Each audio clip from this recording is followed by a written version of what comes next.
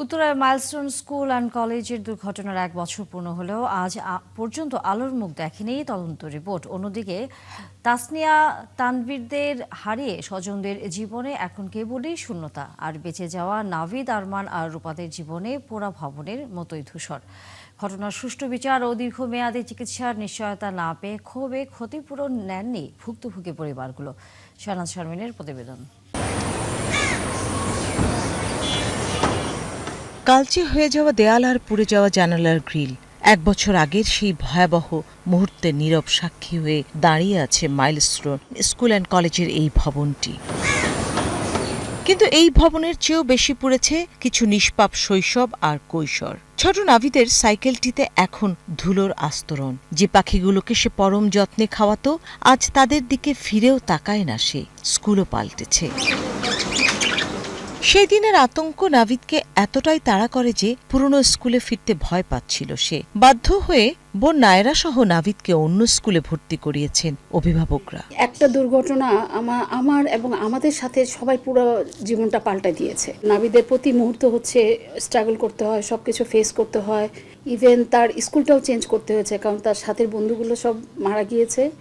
সে ওখানে গিয়েছে 1-2বার, কিন্তু ওই স্মৃতিগুলো তাকে তাড়া করে। তবে যারা বেঁচে ফিরেছে তাদের যেতে হচ্ছে ক্লান্তিকর দীর্ঘমেয়াদী চিকিৎসার মধ্য দিয়ে, যা অত্যন্ত ব্যয়বহুল। অনেক প্রতিশ্রুতি থাকলেও 1 বছরে মেলেনি সুনির্দিষ্ট সমাধান। ক্ষোভ আর অভিমানে সরকারের দেওয়া নামমাত্র ক্ষতিপূরণ ফিরিয়ে দিয়েছেন নিহত ও আহতদের পরিবার। ও তো বাবা নেই, এখন সরকার থেকে তো কিছু করলো না আমাদের জন্য।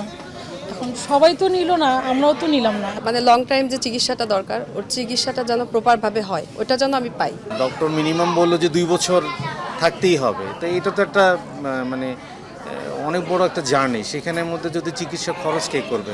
সরকার বলেছে যে আহতদের জন্য 5 লাখ আর নিহতদের জন্য হচ্ছে 20 লাখ এককালীন, যেটা তো 24 তারিখে আমরা সবাই স্কুলে একটা মিটিংয়ে গিয়েছি। যাওয়ার পরে আমাদেরকে ভোট করতে বলছে যে হ্যাঁ বা না, কে নিতে চাচ্ছে কে নিতে চাচ্ছে না। তো আমাদের পুরো টোটালি অনেকজন ছিল, প্রায় 64 জনের মধ্যে 4 জন শুধু বলেছে যে হ্যাঁ আমরা নিব, আর আমরা বাকি সব না বলেছি। এই চিকিৎসা কতটা দীর্ঘ ব্যয়বহুল ধারণা দিলেন একজন চিকিৎসক। যে বার্নের যে কোনো পেশেন্টের জন্য মিনিমাম, একেবারে মিনিমাম যদি আমরা ফলো আপের বিষয়টা থাকে, ফলো আপ ট্রিটমেন্টের বিষয়টা থাকে, সেটা প্রায় 2 বছর মিনিমাম চালাতে হয়। কারোর জন্য এটা আরও দীর্ঘমেয়াদী হয়। দুর্ঘটনার পরও যে শিক্ষার্থীরা স্কুল পরিবর্তন করেনি, এক বুক হাহাকার নিয়ে ফিরতে হয়েছে তাদের চেনা আঙ্গিনায়। যেমন তাসিন, যার পাশে নেই প্রিয় বোন তাসনিয়া। অলমোস্ট বন্ধুর চেয়েও বেশি ছিল বলতে গেলে। মানে প্রত্যেকদিন রাত্রে আমাদের হোমওয়ার্ক শেষ করে, পড়ালেখা শেষ করে মা বাবা ঘুমায় পড়তো। আমার বড় বোন প্রায় রাত 1টা-2টা পর্যন্ত পড়তো। তো আমি হয়তো তার রুমে যাই, তারা একটু ডিস্টার্ব করতাম, নাহলে গল্প করতাম 2জন মিলে, নাহলে বিভিন্ন লুডো খেলতাম, নাহলে উনো খেলতাম। আসলে এখন আর ওইগুলো কারোর সাথে, আমার সাথে আর কেউই খেলবে না। মানে ওভারঅল কোনোই মানে বলার কিছুই আর পাচ্ছি না। নিহত তানভীরের বাবা প্রতিদিন স্কুলে আসেন তার ছোট ছেলেকে নিতে। হারিয়েছেন সন্তান, কিন্তু মেলেনি বিচার। তখন তো কেয়ারটেকার সরকার ছিল, ওনাদের আসলে আমাদের এটার প্রতি কোনো সিম্প্যাথি, সহানুভূতি ছিল না বললেই চলে। জনস্বার্থে যে রিট হয়েছে, জয়নাল আবেদিন স্যার রিট করেছে, এই রিটের বাস্তবায়নটা আমরা চেয়েছি। তদন্ত রিপোর্টের 2টা আসছে, আসলে সবগুলো প্রকাশ হয়নি। ট্র্যাজেডির 1 বছর পেরোলেও মেলেনি তদন্ত কমিটির কোনো রিপোর্ট। এই গাফিলতির বিষয়ে তদন্ত কমিটির প্রধানের সাথে 71 যোগাযোগ করলেও তিনি কোনো মন্তব্য করতে রাজি হননি। রিপোর্ট জমা দেওয়া হয়ে গেছে বেশ আগে, এটা অনেকদিন হয়ে গেছে, মনে নাই এগুলো সবকিছু। এখন এটা রিপোর্টের ব্যাপারে রিপোর্ট দেখে বলাটা না দেখে বলার মধ্যে পার্থক্য আছে না। এর জন্য একটা সন্তোষজনক পর্যায়ে যেন সরকার তাদের ক্ষতিপূরণ দেয়, এ ব্যাপারে তাদের যে আগ্রহ, এটা নিয়ে আমরা মাইলস্টোন কর্তৃপক্ষ যোগাযোগ করে যাচ্ছি এবং আনুষ্ঠানিকভাবেই পত্র বিনিময় চলমান আছে।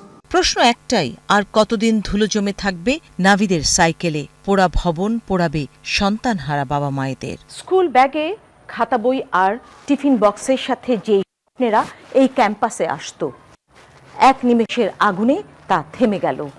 তদন্ত কমিটি গঠিত হয়েছিল বরাবরের মতোই, কিন্তু নথিপত্রের আড়ালেই তা রয়ে গেল। ঘোষিত অনুদান প্রত্যাখ্যান করেছে পরিবারগুলো।